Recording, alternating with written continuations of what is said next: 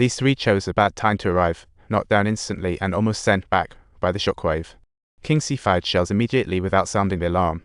They spared the target, but a slip lost them the initiative, putting them on the defensive. Sensing danger, the alien ship leapt out of the water. It's hard to believe such a huge creature moves so slowly. They adjusted their aim and loaded raspberry bombs. Although the Qiongsi A-ring managed to intercept most of the shots, one sneaky shell got through and hit the ship. It turned into an instant party with a wild explosion. Thankfully, the blast was just a little get-together, not enough to cause any major damage. Seeing both sides officially join the battle, Hopper immediately ordered his team to counterattack, but their heavy machine gun missiles couldn't even tickle this whale.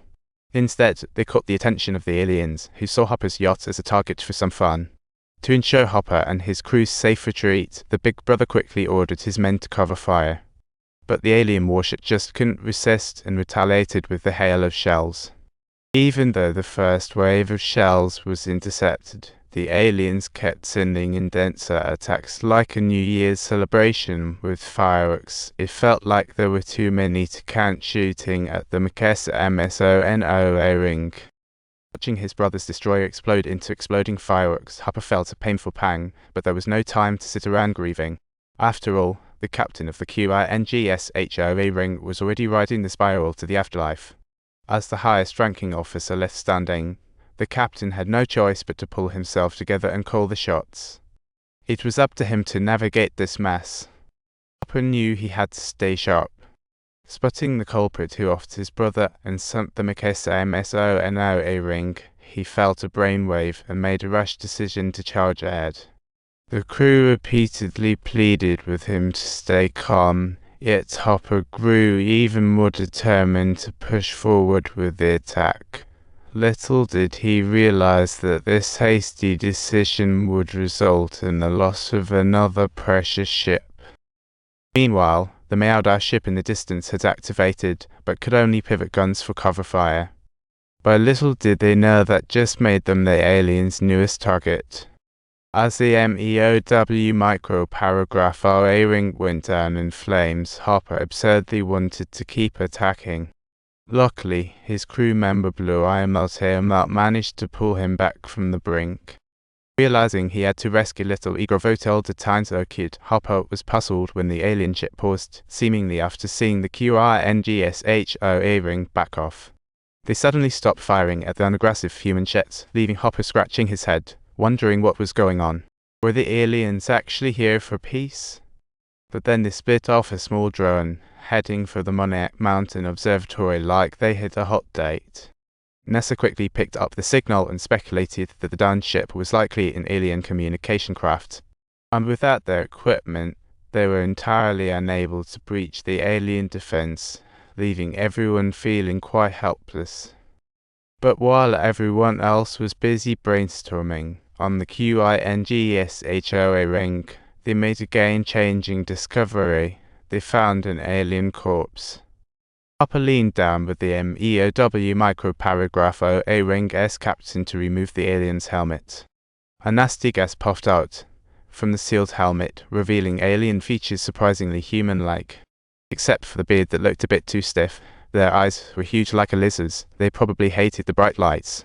Hopper shone his flashlight right into the alien's eyes, and to his surprise, it triggered the alien like a remote control. The alien grabbed Hopper's head, and suddenly Hopper was receiving a psychic transmission. He saw the aftermath of a battle through the alien's eyes. It seemed these aliens had just faced a war, but sadly, a lot of the footage was cut, leading many viewers to misinterpret their intentions.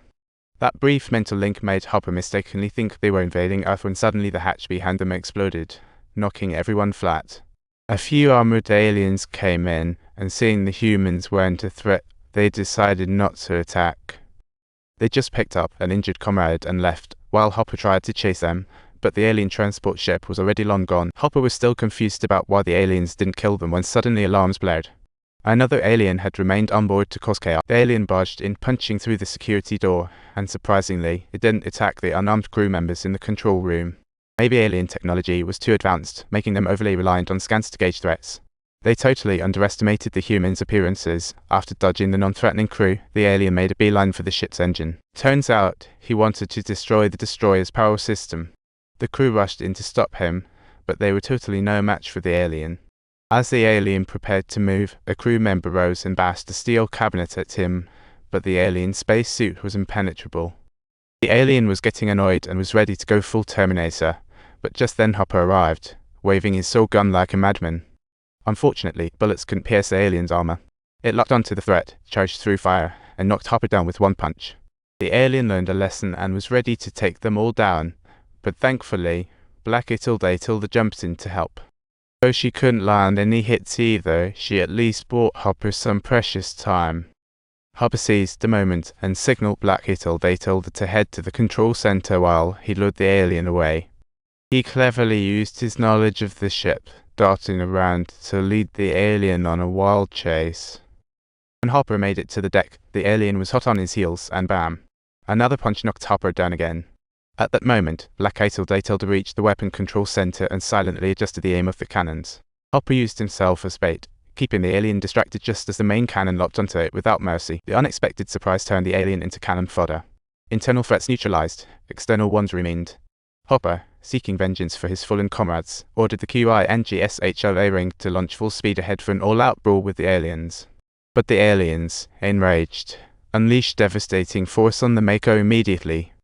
In an instant, the Mako was sunk.